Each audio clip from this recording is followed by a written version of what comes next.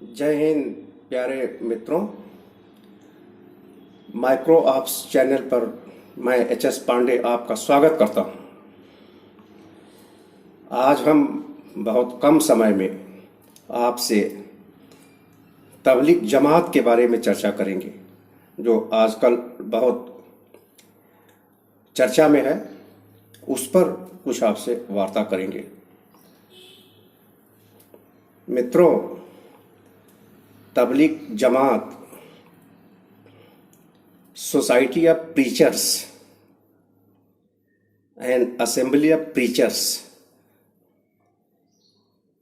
उपदेश देने के लिए, धर्म के प्रचार प्रसार करने के लिए जो जमात बनाई गई हो, मोटे तौर पे उसे तबलीग जमात कहते हैं। मोहम्मद इलियास कांधलवी ने तबलीग जमात को 1926 में मेवात, हरियाणा, जो दिल्ली से कुछ दूर पर है, मेवात में इसको इस्टेब्लिश किया।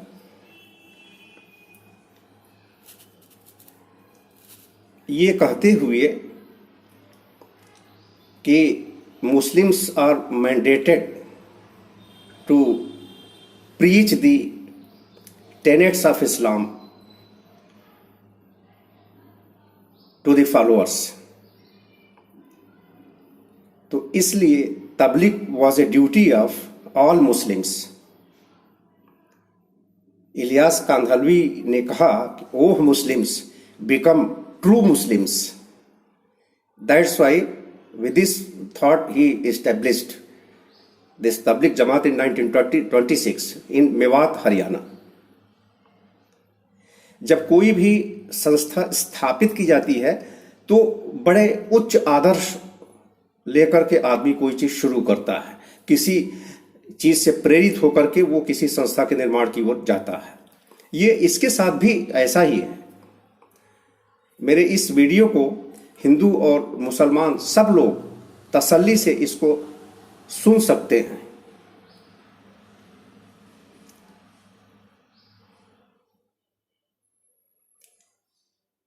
कांधलवी ने कहा कि इस्लाम भी practiced in the same spirit as it was followed by Prophet Muhammad।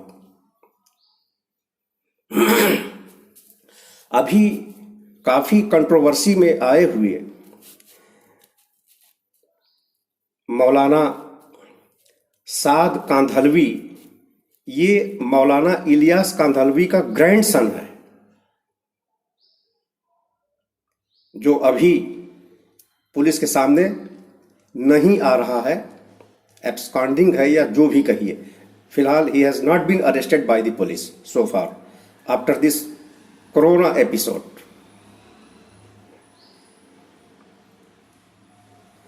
अब ये तबलीग जमात 19वीं शताब्दी के उत्तरार्ध में कायदे से फली फूली हिंदुस्तान के अंदर यानी 1850 के बाद कायदे से ये फलना फूलना शुरू हुआ। And after independence it grew faster in India, Pakistan, as well as in east Pakistan, at that now it is Bangladesh. बहुत तेजी से आज़ादी के बाद ये इसका प्रचार प्रसार इन जगहों में हुआ। आज की तारीख में ये तकरीबन 150 देशों में व्याप्त है, फैली हुई है।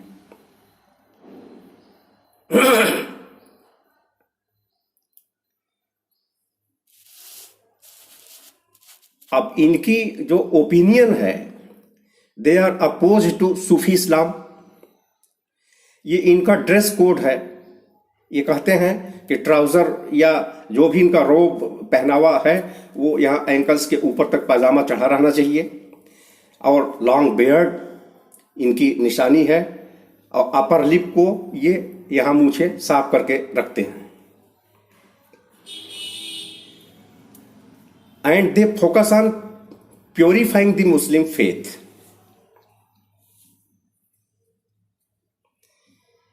ये डिक्लेयर तो करते हैं, यूं कहिए आप कि ये क्लेम करते हैं, हर कोई संस्था बड़े बड़े दावे करती है, तो ये भी दावा करते हैं कि ये पॉलिटिकल नहीं है। ये कहते हैं कि prophet Mohammad has commanded all Muslims to convey message of Allah. ये कहते हैं कि हमारा धर्मांतरण पे कोई जोर नहीं है, और इनकी मोडस ऑपरेंडी है कि ये निज़ामुद्दीन मरकज जो इंटरनेशनल हेडक्वार्टर्स है तबलीग जमात का, वहाँ से ये डिस्ट्रीब्यूट किए जाते हैं,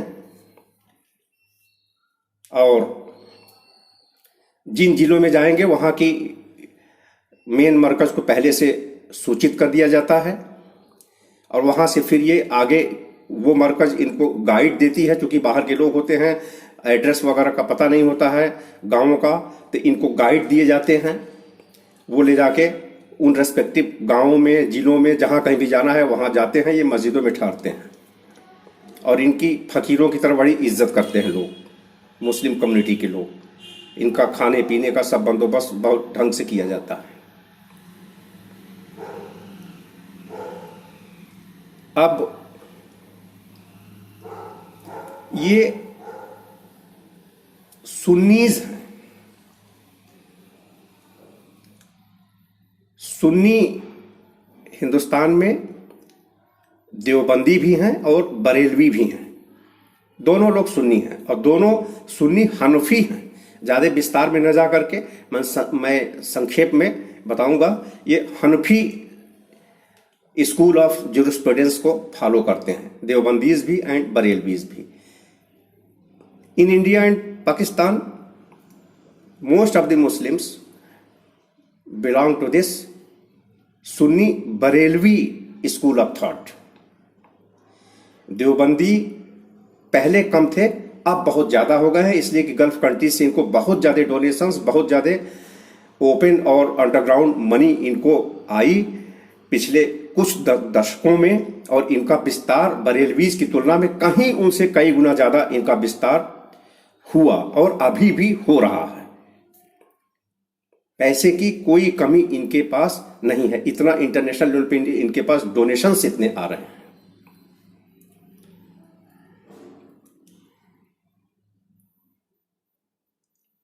अब इनका जो हाई आइडियल्स का जो क्लेम है वो धरातल पे किस रूप में दिखाई पड़ा, अभी इस कोरोना काल में ये पूरे देश को पता लग गया कि जो इनकी प्राण की रक्षा कर रहे हैं उन्हीं के ऊपर थूकना, उन्हीं के ऊपर शौच फेंकना, अटैक करना, पत्थरबाजी करना, अस्पतालों से भाग जाना, चोरी छुपे बैठे रहना, बताना नहीं कि हमको दिक्कत है, हमारा टेस्ट किया जाए, तरह तरह की चीज़ें। इवन मौलाना साद ने यहाँ तक कहा कि ये कोरोना मुसलमानों को उनके मजहब से डेविएट करने के लिए कॉन्स्पिरेसी है, और मस्जिद जो एक प्रेयर की जगह है वहां पे जाने से रोकने के लिए एक बड़ी साजिश का हिस्सा है। उसने ऐसा बरगलाया मुस्लिम समुदाय को। तो अब आप इसी से अंदाजा लगाइए कि what is the real character of this Tabligh Jamaat and its followers. इसी से इनके मंसूबों का पता लग जाता है कि हाई आइडियल्स को कितना क्या कर रहे हैं। अब हिंदुस्तान में इनके फलने फूलने की कई वजहें हैं। सबसे बड़ी वजह मुस्लिम तुष्टीकरण है।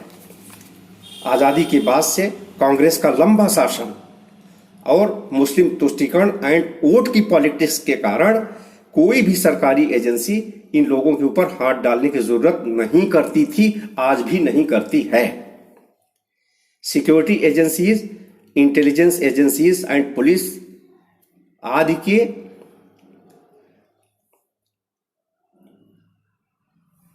ताकत से बाहर होते हुए कोई हिम्मत नहीं करता कि इनको टच करें। देश में ऐसा माहौल है, ह्यूमन राइट एक्टिविस्ट, दुनिया भर के अर्बन नक्सल सब सामने आ जाते हैं, सेकुलरिज्म की दुहाई देने लगते हैं। कहीं कोई इनके खिलाफ दिक्कत शिकायत भी हो, कोई हाथ नहीं डालना चाहता। तबलीग जमात is an entity which has continuously been uncovered by security agencies and intelligence agencies in this country. It continued to remain beyond the ambit of these security agencies due to political reasons, due to Muslim appeasement policies pursued by various political parties in the past and still today also. Unhindered, Tabligh Jamaat continues to be unhindered in India. इत्तफाक से गांधी जी, नेहरू जी भी pro मुस्लिम ही थे। उस वक्त भी इनको खूब फलने फूलने का पूरा अवसर मिला। लॉ एंड ऑर्डर मशीनरी का कोई डिटरेंस इनके ऊपर नहीं रहा।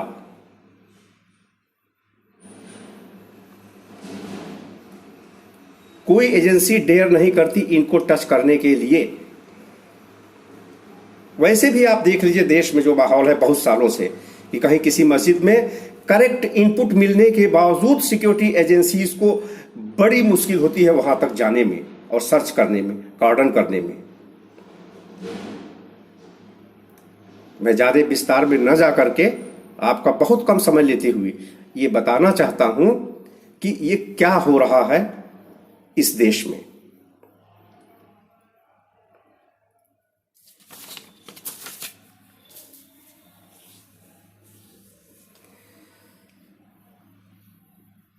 मिस्टर अजीत डोवाल सर जो अभी नेशनल सिक्योरिटी एडवाइजर हैं एंड एक्स डीआईबी भी हैं, इंटेलिजेंस ब्यूरो के चीफ रहे हैं, उन्होंने किसी वक्त 2013 में उनका स्टेटमेंट मैंने कहीं देखा। उन्होंने कहा था कि there is a culture of secretism in the organisation in this Tabligh Jamaat which develops suspicion.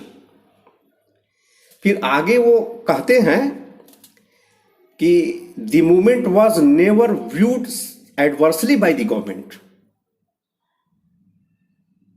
तबलीग जमात का जो मूवमेंट इस देश में चला, अभी भी चल रहा है, कभी गवर्नमेंट ने उसको एडवर्सली नहीं देखा। उसका रीजन था कि this institution remained to be beyond the ambit of security agencies, intelligence agencies, police etcetera, due to certain political reasons. किसी ने हाथ डाला, किसी ने इनको अब ये जहां जाएं, जैसे जाएं, जो मर्जी वो पाठ पढ़ावें पब्लिक को, बरेलवीज के खिलाफ, शियाज के खिलाफ, कंट्री की इंटीग्रिटी के खिलाफ कुछ भी ये बोलते हो, कोई कवरेज नहीं है, ट्रांसपेरेंसी नहीं है। इनसाइड मस्जिद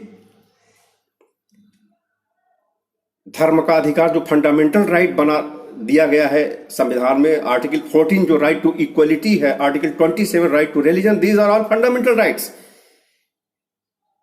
किसी के मस्जिद मंदिर, किसी पर कोई एजेंसी ऐसे जा नहीं सकती। बड़ी विचित्र स्थिति है इस वक्त। कोई एंटी नेशनल एक्टिविटी हो भी रही हो इन जगहों में तो आप क्या करेंगे? और टुकड़े टुकड़े gang, urban Naxal, human right activist, secularism, extremist, Maoist, leftist, बड़ी लंबी जमात है। आप क्या करेंगे?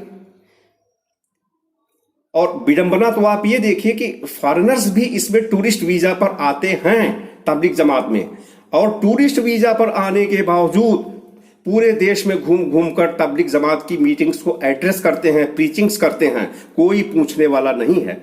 विचित्र देश है।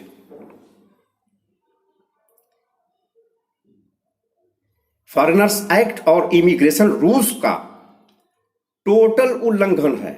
धज्जियां उसकी उड़ाई जाती हैं, फिर भी कोई गिरफ्तार नहीं होता, कोई ब्लैकलिस्ट नहीं होता, कुछ नहीं होता। अभी कोरोना काल में जब निजामुद्दीन वाली घटना हुई, जहां 2200-2400 लोग, जिसमें दुनिया भर के फॉरेनर्स भी थे, तो ये चीजें जब प्रकाश में आई तो कुछ फॉरेनर्स को गवर्नमेंट ने ब्लैकलिस्ट किया, जो टूरिस्ट वीजा पर आकर के यहां ये सब कर रहे थे। किसी भी देश में मित्रों इस तरह की हरकतें अलाउड नहीं है। ये हिंदुस्तान एक सेफ सेंचुरी बन गया है ऐसे तमाम लोगों के लिए। बहुत गंभीर स्थिति है।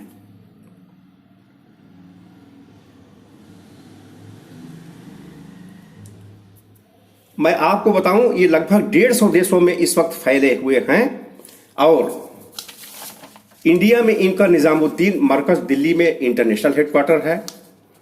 रायविंड मरकज लाहौर के करीब पाकिस्तान में इनका बड़ा मरकज है। ककरैल मरकज इनका रामना पार्क ढाका के पास, रामना पार्क के पास ढाका में इनका बिगेस्ट मरकज है बांग्लादेश में। इन तीनों कंट्रीज, इंडिया और उसके नेबरिंग इन कंट्रीज में इनका वर्चस्व कायम है। इवन आपको ताजुब होगा, सऊदी अरब जो प्रॉफेट मोहम्मद साहब का जन्म स्थान है, उन्होंने इस तबलीग जमात को बैन कर रखा है। क्यों बैन कर रखा है? वो कहते हैं कि ये एक्सट्रीमिज्म फैला रहे हैं, अतिवाद फैला रहे हैं। दूसरा रीजन कि वो सल्फी मुस्लिम रिलीजन का जो सल्फी स्कूल ऑफ जुरिस्प्रूडेंस है, उसको सऊदी अरब फॉलो करता है। वो कहते हैं कि प्रॉफेट मोहम्मद साहब हमारी आपकी तरह ही एक इंसान थे, हड्डी मांस जिस्म वाले इंसान थे। जबकि तबलीग जमात और देवबंदी सेक्ट जो है वो कहता है कि नहीं, वो नूर और एक अलग किस्म की एक आत्मा थे। इस तरह का ये मानते हैं। एक इनलाइटेंड सोल थे ये। हनफी तबलीग जमात और देवबंद जो सुन्नी सेक्ट, वो ये कहता है। वो लोग भी सुन्नी हैं सऊदी अरब, वो सल्फी सेक्ट है। वो थोड़ा सा इनके यहाँ बहुत सारी डिफरेंसेस है, कभी विस्तार से बात करेंगे। वो कहते हैं, और दूसरा स्टेट के अधीन है, राष्ट्र के अधीन है वहाँ की मस्जिदें, वहाँ से धर्म प्रचार, गैदरिंग्स, ये सब वहाँ अलाउड नहीं है। दूसरा वो कहते हैं कि ये जो भी तबलीग जमात पढ़ाती है ये एक्सट्रीमिज्म पैदा कर रही है। That's why Saudi Arabia banned Tabligh Jamaat. Even Iran ने भी शिया कंट्री होने के नाते इसको बैन कर रखा है। और मध्य एशिया के कई कंट्रीज हैं जिन्होंने इसको बैन कर रखा है। उज्बेकिस्तान, ताजिकिस्तान, कजाकिस्तान, इन देशों ने तबलीग जमात को बैन कर रखा है। अब वक्त आ गया है कि इसके बारे में देश को गंभीरता से सोचना चाहिए कि हम क्या कर रहे हैं। तबलीग जमात पर अंकुश लगाने के लिए हमें क्या करना चाहिए? What are the remedial measures which are to be taken by the government of India instantly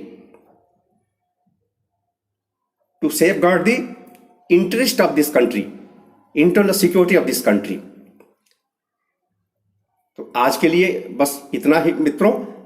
मैंने काफी संक्षेप में बात करने की कोशिश की, फिर भी कुछ लंबा होता जा रहा है। अब हम अगले पार्ट 2 में आपसे तबलीग जमात के बारे में इससे ज्यादा गंभीर बातों की ओर आपको हम ले चलेंगे। जय हिंद, भारत माता की जय।